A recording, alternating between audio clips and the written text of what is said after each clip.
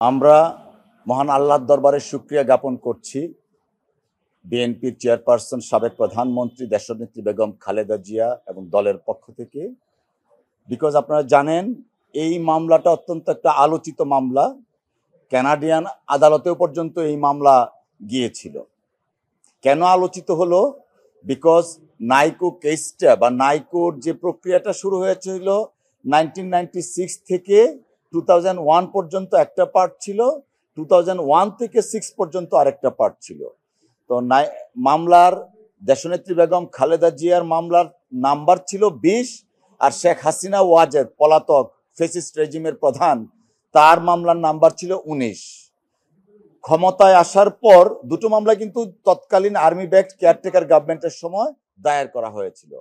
2009-এ পলাতক ফ্যাসিস্ট রেজিমের প্রধান শেখ হাসিনা ওয়াজেদ ক্ষমতায় আসার পর ক্ষমতার দম্ভে এবং রাষ্ট্রযন্ত্রকে ব্যবহার করে তার পার্ট যেটা ছিল সেই পার্টটা মহামান্য হাইকোর্ট ডিভিশন কর্তৃক স্টে করে রাখেন এবং অ্যাপিলেট ডিভিশনেও মামলাটা স্টে বহাল রাখে। এবং আপনারা জেনে খুবই আমি কি বলবো, অবাক করার বিষয়, তৎকালীন সময়ে দুর্নীতি দমন কমিশন শেখ হাসিনার বিরুদ্ধে যে স্টে ছিল সেই স্টেটার বিরুদ্ধে আপিল পর্যন্ত করে নাই।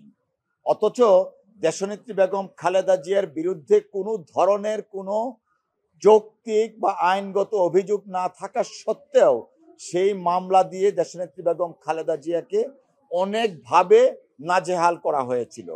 আমরা বারবার আদালতে এসেছি এবং এসে শেখ হাসিনার মামলার পার্টটা যে স্টে আছে সেইটাও মহামান্য আদালতে দেখিয়েছি, কিন্তু দুঃখজনকভাবে আইনের শাসন ছিল না এবং এটা একটা পলিটিক্যাল স্কিম ছিল, যে কারণে দেশনেত্রী বেগম খালেদা জিয়ার মামলাটা চলমান ছিল।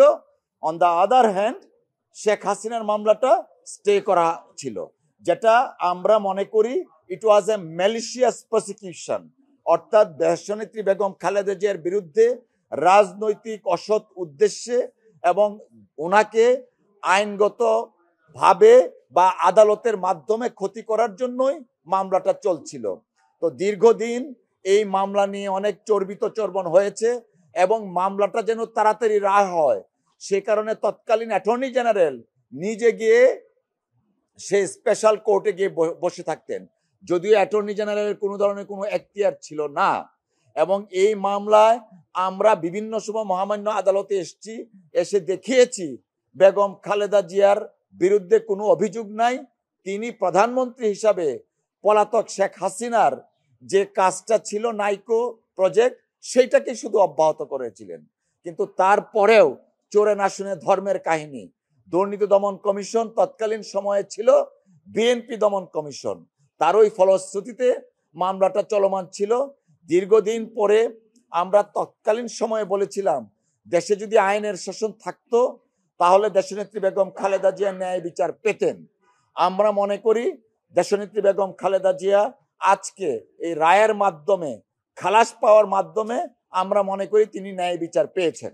দেখুন, আসলে এই বিষয়টা হচ্ছে কি, দেশনেত্রী বেগম খালেদা জিয়া, জনাব তারেক রহমান সাহেব সহ বিএনপির অনেক নেতাদের বিরুদ্ধে ফ্যাসিস্ট রেজিম তৎকালীন প্রধান শেখ হাসিনার নির্দেশে এবং তত্ত্বাবধানে এমন অনেক মামলা দায়ের করা হয়েছে যেই মামলাগুলার আইনগত কোনো ভিত্তি ছিল না, তাদেরকে নানাভাবে নাজেহাল করা হয়েছে। অফকোর্স এজ এ লয়ার আমরা এই সমস্ত বিষয়গুলো বিবেচনা করছি এবং যথাসময়ে এই ধরনের পলিটিক্যাল পারসিকিউশন এবং ম্যালিশিয়াস প্রসিকিউশন যেগুলো ছিল তার ব্যাপারে আমরা কার্যকরী পদক্ষেপ নিব।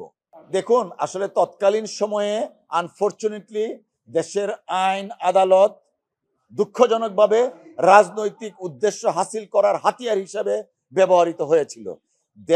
দেশ ছিল একটা, শেখ হাসিনা ওয়াজেদের পার্লামেন্ট ছিল রাবার স্ট্যাম্প। ঠিক আদালতকেও ডিকটেট করে বেগম খালেদা জিয়াকে যেন রাজনৈতিকভাবে হয়রানি করা যায় এবং বিএনপির নামে যেন কালিমা লেপন করা যায়, তার জন্য শেখ হাসিনা ওয়াজেদ আদালতকে ব্যবহার করতেন এবং দুর্নীতি দমন কমিশনকে ব্যবহার করতেন। তারই ফলশ্রুতিতে শেখ হাসিনা ওয়াজেদ ওনার বিরুদ্ধে অভিযোগ যা ছিল তা খারিজ করে দিলেন, বাতিল করে দিলেন। কিন্তু দেশনেত্রী বেগম খালেদা জিয়া শেখ হাসিনার সময় যে কন্ট্রাক্টটা হয়েছিল সেই কন্ট্রাক্টটা শুধু পারফর্ম করছিলেন। তার জন্য বেগম খালেদা জিয়াকে দিনের পর দিন আদালতের কাঠগড়ায় হাজিরা দিতে হয়েছিল, এবং সেটা করা হয়েছিল অত্যন্ত উদ্দেশ্যমূলকভাবে। শেখ হাসিনার যে রাজনৈতিক স্কিম ছিল, নীল নকশা ছিল, তা বাস্তবায়নের জন্যই বেগম খালেদা জিয়াকে আসামির কাঠগড়ায় দাঁড় করানো হয়েছিল।